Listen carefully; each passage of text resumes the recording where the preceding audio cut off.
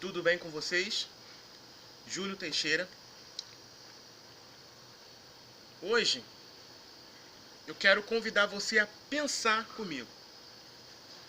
Imagina só, uma determinada cidade. E ali, vamos imaginar uma praça nessa determinada cidade.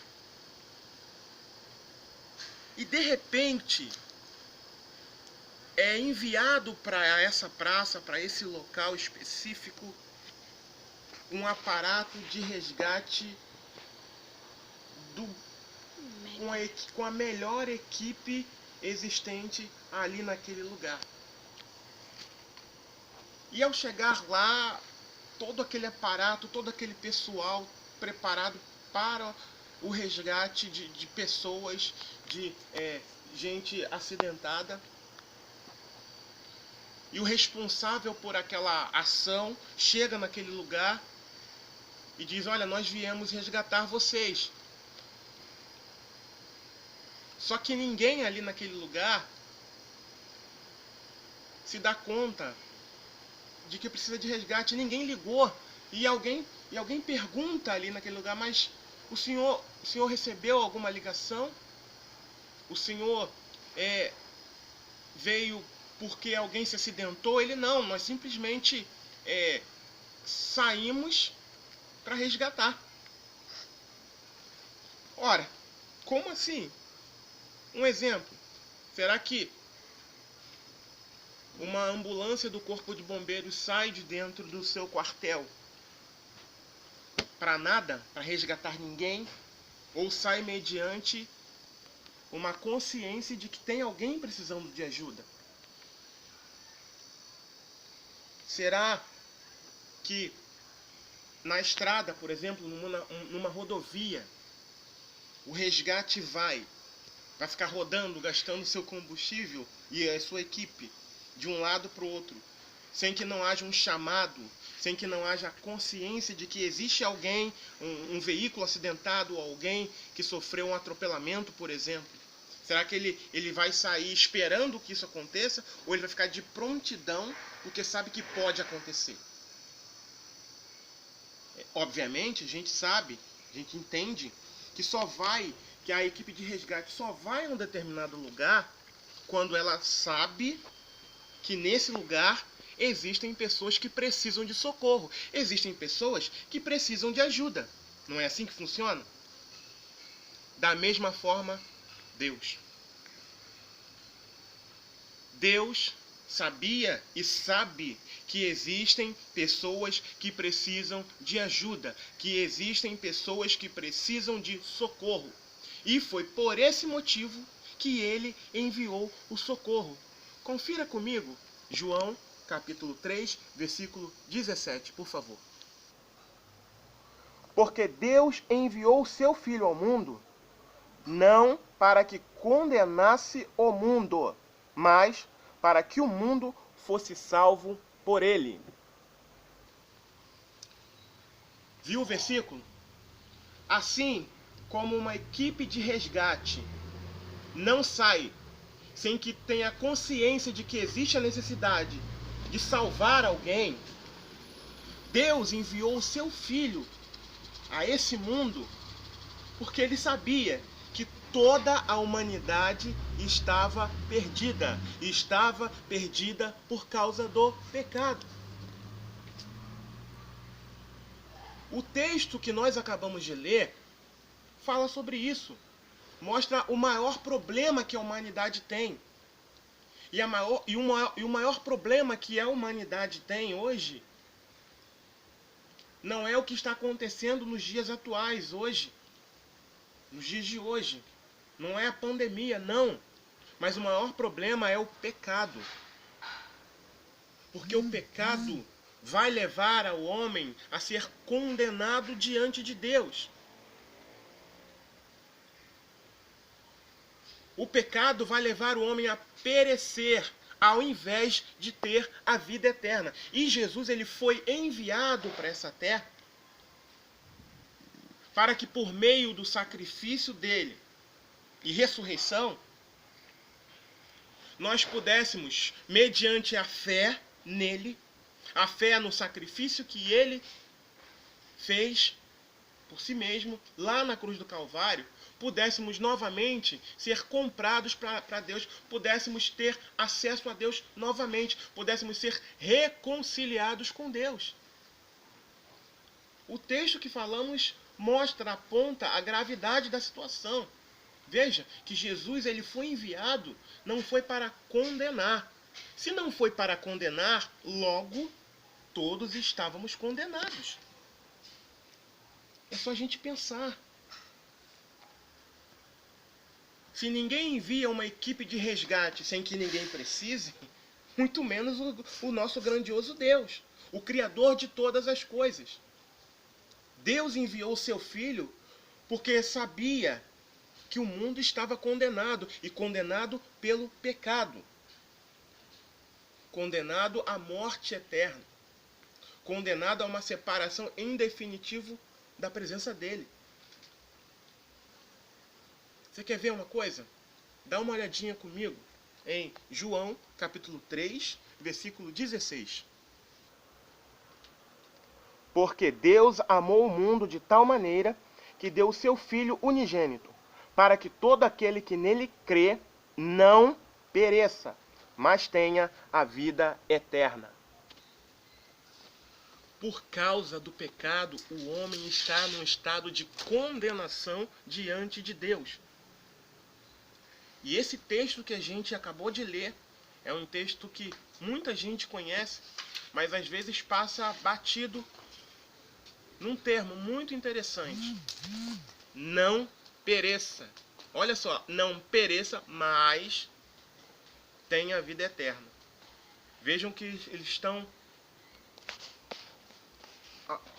de uma forma contrária um ao outro. Pereça, vida eterna. Esse pereça é quem vive. É para quem vive no pecado. É para quem morrer no pecado. Mas ter a vida eterna é para quem reconhece os seus pecados, reconhece que não pode, por si mesmo, fazer nada para anular a sua condição de pecado, reconhece que homens, por melhores que sejam, não podem, ou que tenham algum título religioso, não podem salvá-las, reconhecem que a religião, por melhor que possa parecer, não pode salvá-las, mas reconhecem também que só existe um que pode salvá-las: a fé em Cristo Jesus. Então, veja só, não pereça, mas tenha a vida eterna. Então, Deus enviou Jesus, não foi para condenar, foi para salvar. Deus enviou Jesus para que o homem não pereça, mas que o homem possa receber gratuitamente a vida eterna.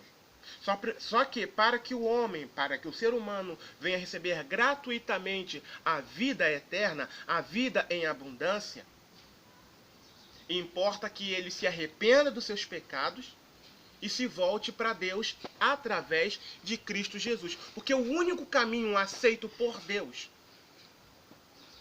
para que o ser humano retorne para ele está em Cristo Jesus. E veja também, confira comigo também o versículo 18 desse mesmo capítulo. Por favor, leia comigo o versículo 18. Quem crê nele não é condenado, mas quem não crê já está condenado, porquanto não crê no nome do unigênito Filho de Deus.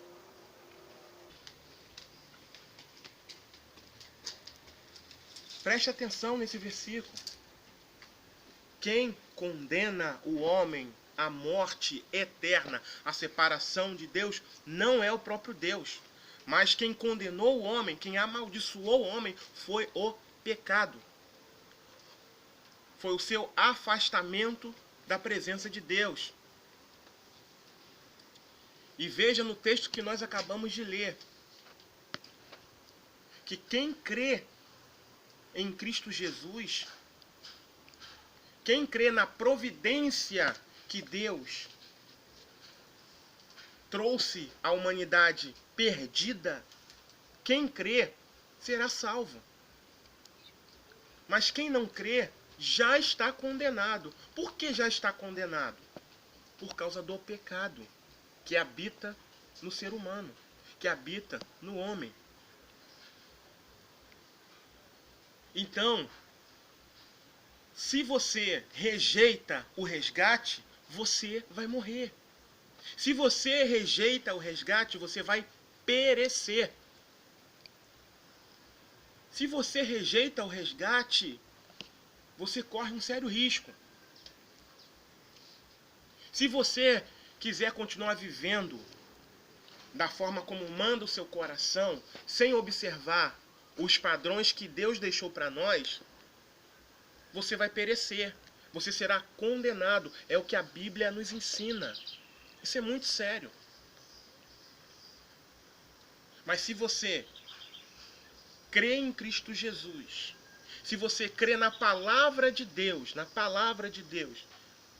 crê em Cristo Jesus e clama por Ele, clama pelo socorro dEle, Ele vem até o seu encontro e Ele salva você. É algo espiritual, é algo alcançado pela fé. Você não tem que pagar nada. Foi por graça, foi por misericórdia que Deus fez isso. Nenhum de nós é merecedor desse resgate. Porque os nossos pecados são ofensas contra Deus. Os nossos pecados nos tornam inimigos de Deus, conforme diz a própria palavra. Porém, Deus, mesmo sabendo que nós declaramos inimizade com Ele por causa das nossas atitudes pecaminosas, Ele prova o seu amor para conosco. E qual é a evidência da prova desse amor? Enviando o seu Filho Jesus para morrer em nosso lugar, para morrer a nossa morte, para que nós possamos, mediante a fé, vivermos a sua vida. Porque Deus amou o mundo de tal maneira que deu seu Filho unigênito, para que todo aquele que nele crê não pereça, mas tenha a vida eterna. Se você entende que precisa da vida eterna e, mediante a palavra de Deus, qualquer um precisa da vida eterna, você precisa correr para Cristo. Você precisa clamar ao Senhor por perdão dos seus pecados e se voltar para Cristo. Porque esse é o único padrão aceito por Deus. Não se engane. Leia a Bíblia. Medite nas Escrituras. Leia o contexto daquilo que eu acabei de dizer para você e comprove você mesmo. Leia esse capítulo 3 inteiro, por favor. Leia passo a passo, ponto a ponto, meditando, pensando, perguntando ao texto. E veja qual é o padrão de Deus para nós. Nós precisamos de salvação. E a salvação está exclusivamente em Cristo Jesus. Sem Ele não há salvação. Lembre-se, Jesus veio ao mundo como homem. Não pecou, viveu sem pecado. E por conta disso, morreu na cruz do Calvário. Porque Ele foi o Cordeiro que o próprio Deus providenciou para pagar pelos nossos pecados. Ou seja, Ele foi a expiação pelos nossos pecados. A justiça de Deus, o juízo de Deus foi lançado sobre Ele, porque Ele assumiu a minha culpa, a sua culpa. E o que é que nós precisamos fazer? Crer.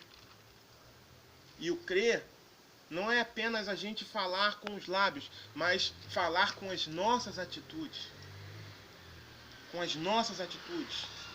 Sabemos sim que a salvação é pela fé, mas essa fé nos leva a tomar atitudes que demonstram que nós pertencemos a Cristo Jesus, que nós nos tornamos filhos de Deus. Então, escreva para nós. A gente vai deixar o nosso e-mail. Se você quer mais esclarecimento a respeito disso, se você quer auxílio, se você quer ajuda, fale conosco. E viva por Cristo Jesus. O tempo está cumprido. O reino de Deus está próximo. Se arrependa e creia no Evangelho. Deus abençoe a sua vida, em nome de Jesus.